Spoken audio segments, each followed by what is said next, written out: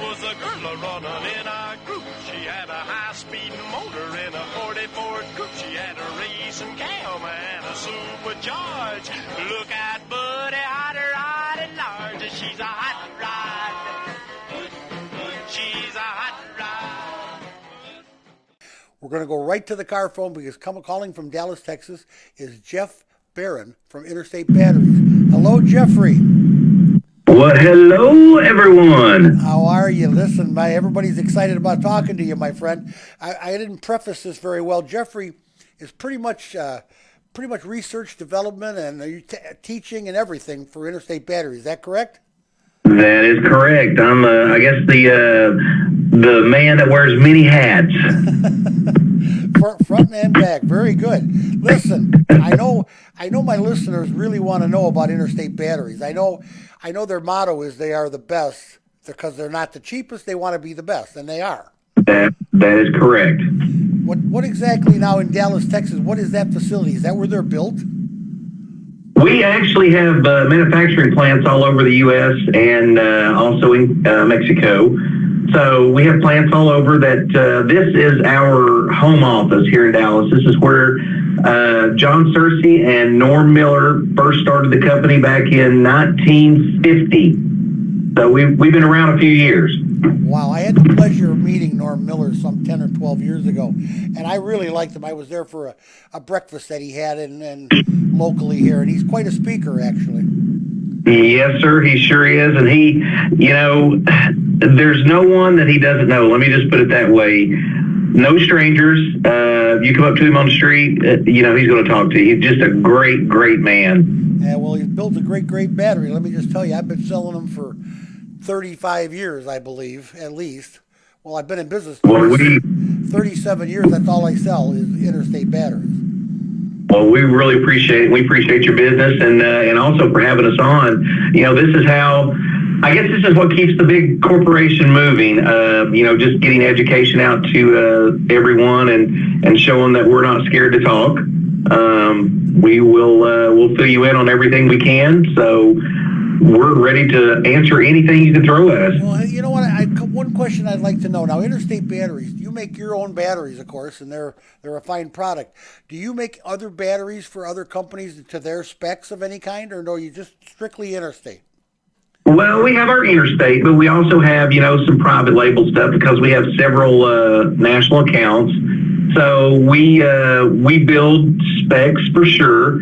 We've got to make sure that we meet the OE specifications, which, the original equipment manufacturers. So we've got to make sure that if they're calling for let's say a 550 co-cranking amp, that's their OE specification, we've got to be able to have that battery ready to go when it's needed. We've also got batteries that can go up to 1,000 cold cranking amps. And I understand in your all's area, you get a little bit of cold weather. Oh yeah, baby. It's pretty much something we live with here in Chicago. If you don't like the weather, you wait 20 minutes, it'll change. Yes, I've been in Chicago many times. We're gonna have 50 on Friday, and it's supposed to snow Friday night. Going into Saturday. Well, they're talking about snow flurries here in Dallas actually Saturday. No. Which, yes, we're just like, really? So everybody's going out and, of course, getting their milk and bread and getting batteries for the flashlights because I'm sure we're going to need them. Oh, yeah. Now, I know Interstate actually makes a battery that's above manufacturer's specs as far as yes. quality and assurance. Yes. That's why I feel like the way I do about them, and that's why I sell them. And their warranty is bar none the best. Now, yes. I want to know, as we get into this electric car, vehicle, whatever season that's coming up in our lives, I'll be gone before this all gets to fruition. But you youngsters are going to have not only an electric car. My young Eric, my producer here, he's going to have one, and before long, he might even have one that drives him around. Well, there you go, Eric. Now, you're going to be the wave. Is the Interstate Battery gearing up for this? Are they getting ready for are you going to be ahead of the game, behind the game? Where are you going to be? Well, we have been talking with Mr. Tesla, so We are looking at the future, of course. We have to, otherwise, you're going to be left behind. But what we run into, and what is really the big focus, we have to look at, price comparison, because with lithium, which is typically what you're dealing with now on these electric vehicles, lithium is not very cheap. Oh, no. So when you're looking at a Tesla replacement battery, you're anywhere from $8,000 to $10,000. So your Toyota Priuses, that's $5,000. So as we look at these lithium and nickel metal hydride batteries and all those that are, very specific for the vehicles, there has to be, and this is coming from the business side of it, there's got to be a profit margin where you're going to be able to go ahead of the break-even part of it.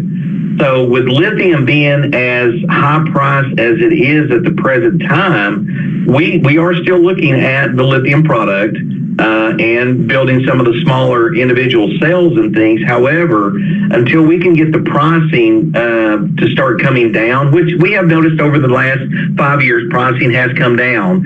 But until it gets down to a point where we feel it's economical for us to be able to, and not that we're all about profit, that's not what we're talking about, but it's got to be able to, benefit our distributors and the dealers that we actually sell to, that's going to be able to make money selling out to the customers. So yes, we are looking at it. We are a few years down the road before we actually will start producing the replacements. Right now, the other thing that you run into with lithium is it's not like a typical battery that's in your automobile now where you can actually take it back as a core and then we send it back and recycle. That doesn't happen with lithium. Lithium it's not able to be recycled. So there's a special disposal that has to be done to get rid of the product. And with that, it's not that that we would get paid or you would get paid to give this to a corporation to go and get rid of it. You have to pay them to get rid of the product.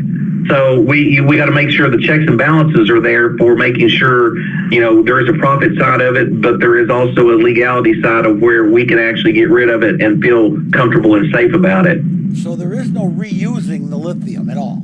No. So if you're going to make a lithium battery, you got to start from scratch, all fresh ingredients. That's exactly right. Yeah. Now, with these modules that they build for, let's just, we'll throw out the Toyota Prius there. So they've got individual modules inside these battery packs. And so it used to be that to replace if you had a battery go bad, you had to replace that whole big module, the whole unit. Well, now with those single modules that are inside, we've got companies now that are rebuilding these. But there again, you take out that bad cell because you can monitor all the individual cells that are in there. Some of them have got, 259, some have got 350 different top batteries in that big unit. So they're actually trying to rebuild some of these now. Now, with that, let's say you've got a battery that's 5 years old, in one of these hybrid vehicles, and you've got the battery goes out, and of course, you don't want to replace the whole thing now because that's, $5,000, $6,000, $7,000. So they'll take it to a company that will go through and take this unit apart. And now keep in mind, these are high voltage packs. You're talking anywhere from 240 to, over 600 volts on a battery pack. Now, that's DC volts, and that's definitely, it's not the voltage that will kill you on the DC side. It's the amperage. The amperage, yes. I've been at this 50 years. I know my car business, and it is amperage. Oh, yeah. So, the testing that we do here in the lab, we have a lot of what we call water baths, which a lot of the SAE standards and the European norm standards that we run the test compliance on, they're done in a water bath. And it was really funny with when we first started doing this, 15, 18 years ago, one of the things that we were trying to educate our VP about was, we need water baths to put the batteries in the test. And his thought process wasn't there. And he's saying you can't have electricity and water together. and we're like, this is DC. It's different than AC. Right. I can put my fingers on both terminals here, and I'm not going to get shocked. But if I stick both my fingers in this receptacle on the wall, I'm going to get shocked. So it was just educating them about there is a huge difference in DC versus AC. Yeah. And so once we got that through to him, we have several water baths here now that we run a lot of life cycle testing, and it's high temperature testing. Nowadays, when you look at the vehicles in general, the underhood temperatures now near the battery, because a lot of the batteries are still in the engine compartment. Now you do have some that are in the trunk or underneath the passenger seat or in the back seat or whatever. But typically under the hood now, the temperatures can exceed over 300 degrees. Well, batteries, they don't like heat, but they don't like cold. So when you look under the hood temperatures, that's where a lot of the heat is coming from. So that's how the test standards are also built, is by high temperature testing. So some of these tests that we run are 167 degrees that they run 24/7, and you're basically testing the strength of the battery. So we want to see how long these things are going to last.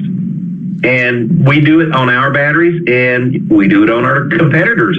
We're, as we stated before, we're not the cheapest battery out there. So if we're not the cheapest, we got to be the best. And the only way you're going to know, the only way you're going to know is you test the product. Absolutely. How are you going to know unless you test it? Jeff, I'm interested to know, with all the expense of the lithium ion and the actual problems with getting it, it's got to be mined. It's really a process. Yep. I'm wondering if anybody's working on a better mousetrap. Well, they are.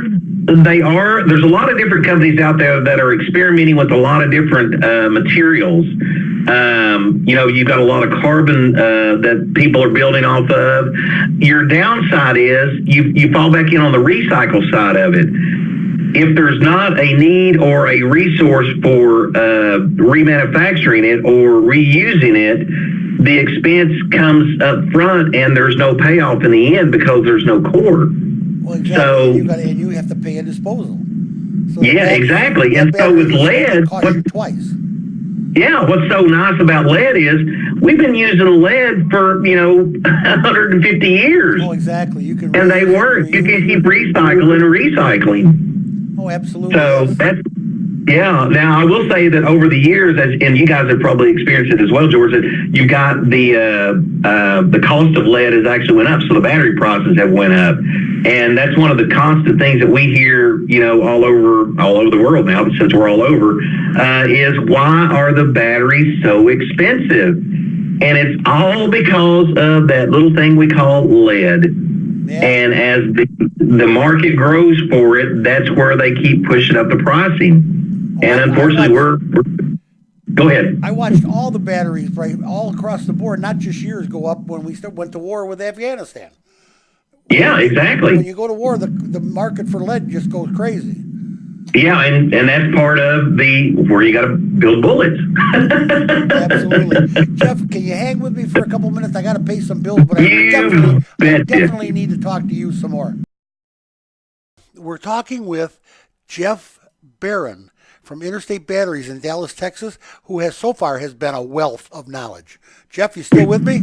You still with me, buddy? I sure am. I'm here. I love it. I liked how I got a kick out of Eric when you said batteries don't like hot or cold, and he thought that was kind of funny. I told him, on a real hot summer, I sell more batteries in the summer than I do in a cold winter.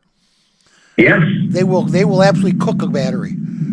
Yes, they will, especially with the charging systems now. And I will tell you a true story, and I'm not just trying to blow smoke here, but I had a lady in Monday, needed a battery finally. Her Interstate battery we put in 11 years ago. Oh, wow. 11 years. And you know what? It was a Chrysler product, one of those with the gear reduction starter. Oh yeah. Yeah, 240 cranking amps from the starter is the norm there with those things. Yes, exactly. She beat that battery to death for 11 years. It was pretty funny. Well, I said, I'm going to tell this story Wednesday night. I told Ronnie, my manager, I'm going to tell this story Wednesday night. It was pretty funny. You tell her we built that battery especially for her. Yeah, no kidding. I think she thought that. I really do. Okay, getting back to our electric cars, and this is, boy, I tell you, this is very, very enlightening. A lot of people want to know certain cars, the batteries have charging. What about recharging? What is Interstate got, or are they working on, like a fast charge battery or a fast charge system? Well, what you run into yeah, well, what you run into is when you're looking at fast charge, I mean, you're trying to incorporate a lot of energy back into a battery that's really small in essence. So you're trying to pump a lot of energy into a small source. So you're going to get back resistance, and resistance creates heat.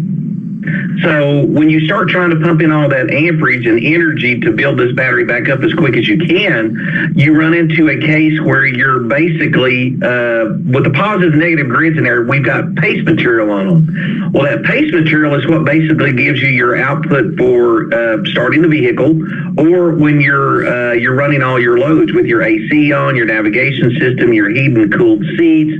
When you've got all these different accessories running, you're already creating resistance in there anyway.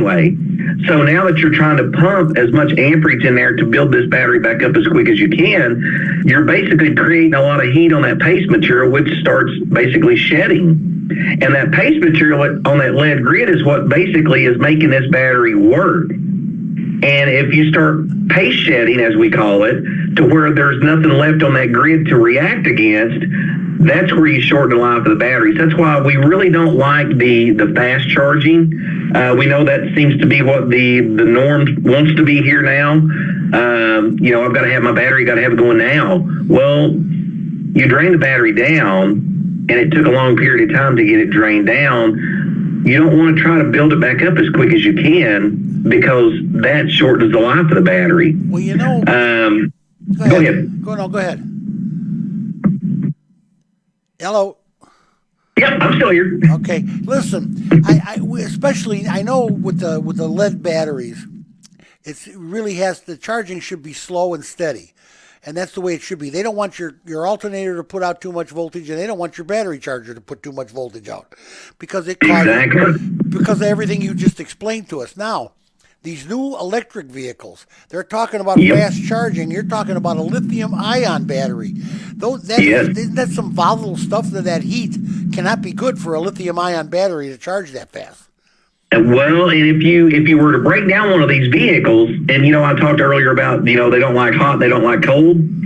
So in the cold weather, these electric vehicles have heaters that actually keep the battery warm. In the summer, in the heat, they have cooling systems that keep the batteries cool. We've always been taught, CCA, cold cranking amps, and that's done at 0 degrees. Well, lithium does not like 0 degrees. We all know that. You try to do a true CCA test at, let's say, 600 amps at 0 degrees, these batteries will fall on their face. That's why they build these units with a cooling and a heating process for them. Now, it could be a liquid or it could be a fan driven to keep them cool, but they have sources to be able to do that. Now, what's really funny about that is you got this big battery pack that you've designed to be all electric on a vehicle, but now I've got to use some of my energy to keep my battery warm, and I'm using my battery to keep the energy on that pad to keep my battery warm. Exactly. So it's kind of like one of those circles of life. Yeah, it is. And you know what? You're not only using some of your own power right away, you've raised the cost of building that car by the price of all these little extras to make that battery hot and cold. Exactly. They wonder why these cars are $100,000. There's why. There's so much gizmosis on there to make up for this lithium ion. I'm not a big fan of lithium ion, I got to tell you, Jeff. I never have been. I'm with you. It's too volatile. I've seen Teslas burn up. I saw the Chevy Volts catch fire just sitting there. I mean, I don't believe in lithium ion. There's got to be a better mousetrap. I really do. The nickel cadmium batteries, originally, that's what Prius had in them. Yeah, that's correct. And they never had a problem with those. Not No. one. I have a fleet of Priuses on my shop that we take care of. There's 5 or 6 of them. We've never had to change a battery in them. Exactly. So yes, Toyota, and of course they spent a lot of years, as you know, developing that car as well, which has been great. Now, the only thing that we see a problem with on a Prius, and I hope none of y'all drive a Prius there. No, I don't.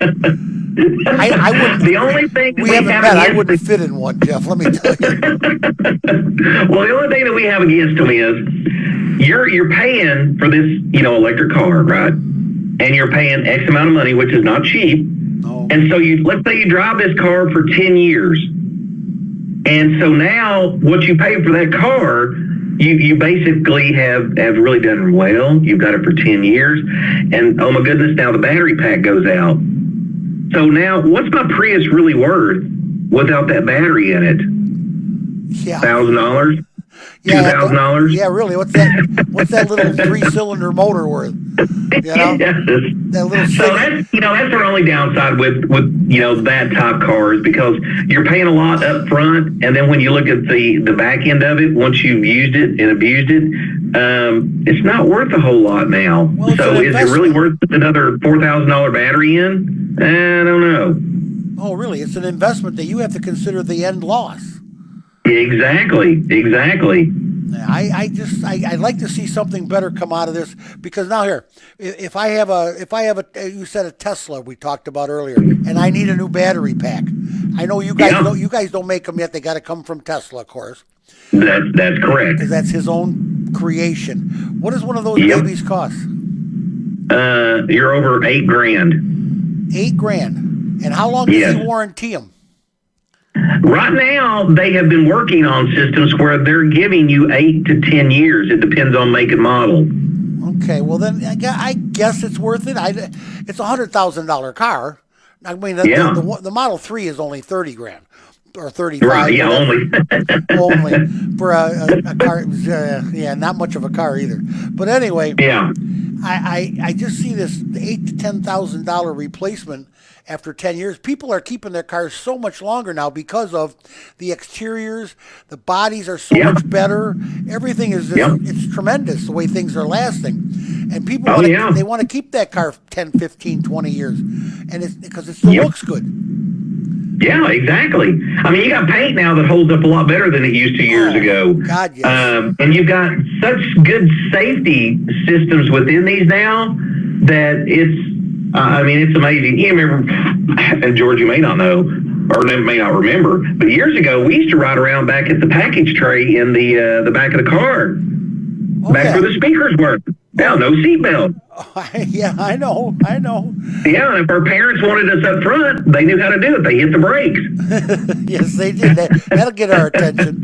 Oh God, Jeff! When I started in this business, there were still points and plugs and no catalytic converter. So I'm with you. I'm there with you. I do remember. Yeah, I got to tell you, and I'm really hoping that Jasper would get in the forefront of this and get their research and development going and come up with a better mousetrap, because I think Jasper's the company to do it. Not Jasper, Interstate. Yeah. What am I talking about? I had lunch with the Jasper guy today. Can you tell? Yeah. Hey, that's fine. Hey, Interstate, we're all about trying to be the first developers, and it's such a busy field out there, to say the least. I mean, you got people overseas that are building these things that haven't even made it out yet. So we're behind, but we're not behind. We're trying to catch up, but it's going so fast. I mean, you look at how your cell phones are now. If you buy iPhone 10, well, next week it's going to be outdated. So it's like it moves so fast that keeping up has been really tough. Oh yeah, you buy a new laptop, as you're walking out the door, it goes obsolete. Bingo. That's just how that we don't make those parts anymore. I understand. So with Interstate, going forward, I'm glad to see that they're involved in this. I don't know. I hate to see them go into the lithium ion, but I'm sure they're going to have to get involved. They're going to have to try Right. something. Are you aware of much of that? Are they really working on that, or was somebody's got to come up with a better mousetrap? What happened to nickel cadmium? Yeah, and we've got folks in Milwaukee that are dialing in different things. So a lot of that stuff right now, of course, is kind of proprietary. So you really can't discuss what they're looking at, because if the secret gets out, that's a secret sauce that now everybody's got it. Exactly. I So understand. they kind of keep things away. And I mean, some of the things that we do know that they're working on and developing. Of course, we have an NDA that we can't discuss, so we steer clear of that. But there are things that we are looking at and working on that we're still probably 3 or 4 years away. But at least it's in the developing stage where it should all come to fruition, where it will be really good for us and everybody else. It takes time, and of course the research and development's not cheap, because it's kind of a trial and error. But we are looking at that, and the big push right now has been on these start-stop technology vehicles. Europe has been doing this forever and a day, and yet the batteries that we build over here just do not hold up like they do over there. And it's not that we're not using the same sauce or the design. We just can't figure out why it doesn't work as good here as it does over there. And so they've got the enhanced flooded batteries out there now that are, they got a lot of carbon black in them, and it really helps as far as the cycling characteristics on the vehicle.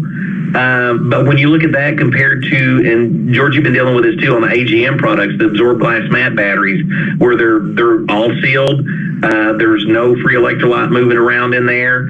So when you look at that technology versus the enhanced flooded batteries versus the typical flooded batteries, we look at the designs, we look at how they perform, and we want to see what's going to be best for the application. So right now, on these start-stop vehicles that are in the U.S. and Canada and South America right now, they're using more AGM product instead of the enhanced flooded that the Europeans are using.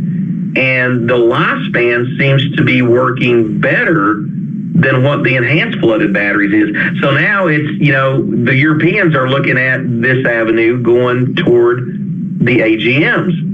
So it's like this technology just keeps going around and around. Well, it does. And the first guy on the block doesn't have a chance, because the guy behind him is right behind him. I mean, exactly. I see the money being spent on this. The top manufacturers. I mean, the electric world is here to stay. It's coming. Yeah. The big car manufacturers have all dumped tons of money, into this electric research.